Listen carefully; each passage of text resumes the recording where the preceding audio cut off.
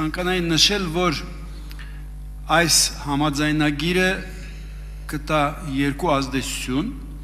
մեկը դրական, մեկը բացասական։ Դրական ազդեցությունը կլինի երկարատև եւ ժամանակի ընթացքում կընդլայնվի եւ կամրապնդվի, բացասականը կլինի կարճատև եւ շատ կարեւոր է մեր աշխատանքը, թե ինչքանով մենք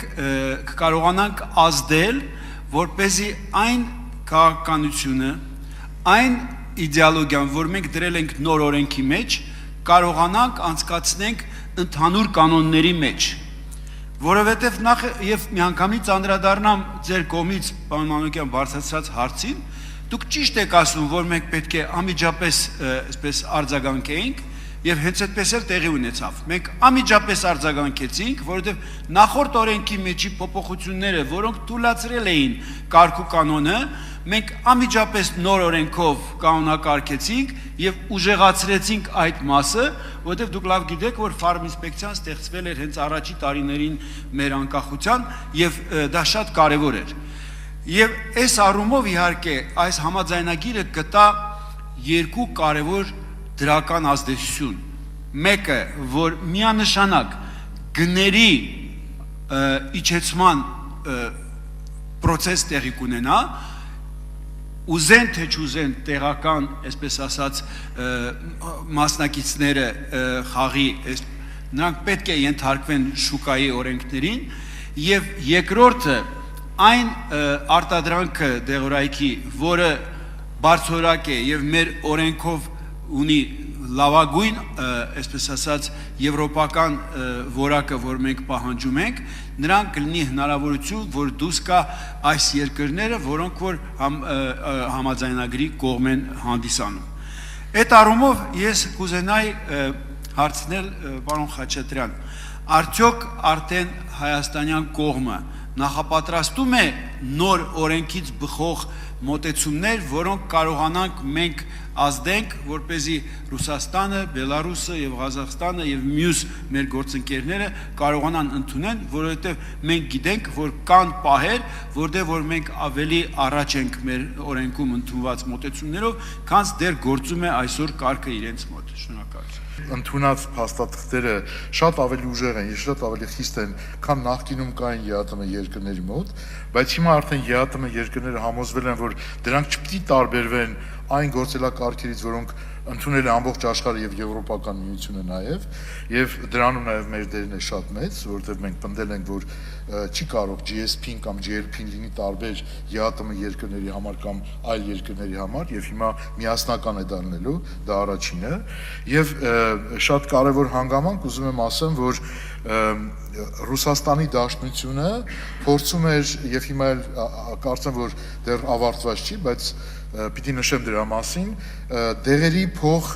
փոխարինության խնդիր բարձրացնել։ Այսինքն սա հակասում է միջազգային ընդունված ձևակերպումներին եւ սա հիմնական ուղղված էր ներքին արտադրված ուրեմն արտադրանքի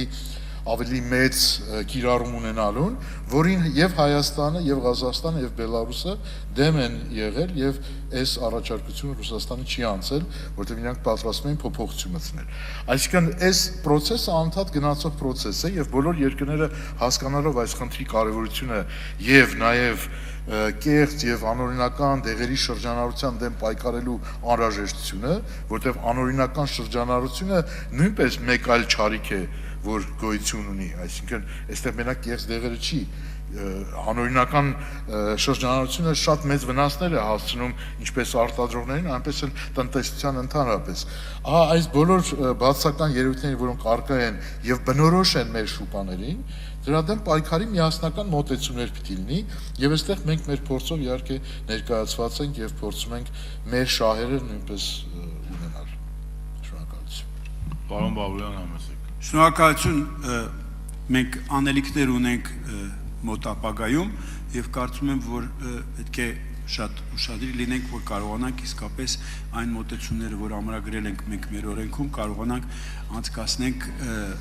ընդհանուր այդ աշխատանքային խմբում։ Ես ուղղակի կուզենայի եւս մի հարցի շուրջ ուղղակի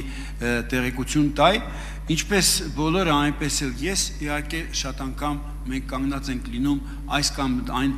դեղամիջոցի հայթայթման առջև եւ վերջերս մեր մոտիկ մի բարեկամի համար մենք ուզում էինք օնկոլոգիական պրեպարատ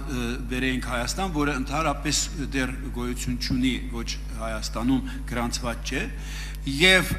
ֆիրմայի ներկայացուցիչը ինձ շատ մանրամասը բացատրեց, եթե մենք բերենք Հայաստանի անվան տակ, դա կլինի 2.5 անգամ ավելի թանկ, քան թե դա բերենք Ռուսաստանի համար։ Դրա համար մենք ստիպված եղանք Ռուսաստանի միջոցով բերենք դեղամիջոցը, այսինքն այստեղ նույնիսկ ոչ մի դեղագործական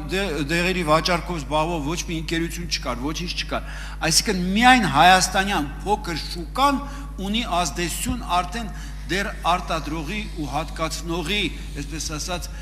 դեղի գնի վրա ունի վատ ազդեցություն։ Այս համաձայնագրով մենք մտնում ենք հավասար դաշտի մեջ, ուրեմն միլիոնավոր, տասնյակ միլիոնավոր, հարյուրավոր, այսպես բաների բնակչություն ունեցող երկրների հետ միասին, մենք ունենում ենք նույն հնարավորությունը եւ մեր վրա ազդում է նույն կոեֆիցիենտը, ինչպես որ կազդեր դա Ռուսաստանի կամ Բելոռուսի համար։ Շնորհակալություն։ Պարոն Բաբլյան, թույլ տվեք անդրադառնամ նաև օրենքից բխող որոշումներին, ես արդեն ասեցի, իսկապես արդեն նախապատրաստական աշխատանքներ իրականանում են, որոշումների մեծ մասը արդեն պատրաստ են եւ մենք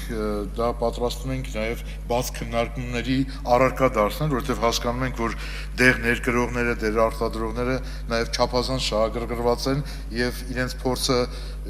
իսկապես պետք է հաշվի առնել, ուստի եւ հենց պատրաստ լինի փաթեթ ամբողջությամբ մենք պատրաստում ենք լայն քննարկումներ անել, շնորհակալություն։